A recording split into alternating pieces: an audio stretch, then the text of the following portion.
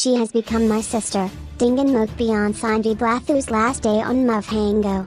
After working with Cindy Blathu on Mavhango for over 15 years, Dingan Mokbee, Kakumalo, was left saddened by her last day on set. Dingan and the rest of the cast celebrated Cindy's last day as Thandaza on Monday night. Words can never begin to describe the sadness in me.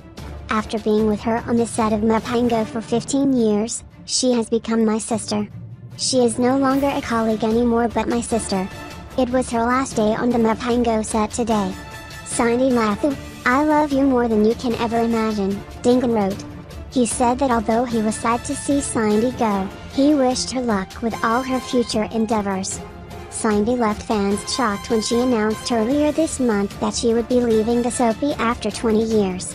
After 20 years, I've decided to give the Thandaza character a break in order for me to grow as an artist, venture out to explore new opportunities and discover what I can do as an actress and as a human being, she said at the time.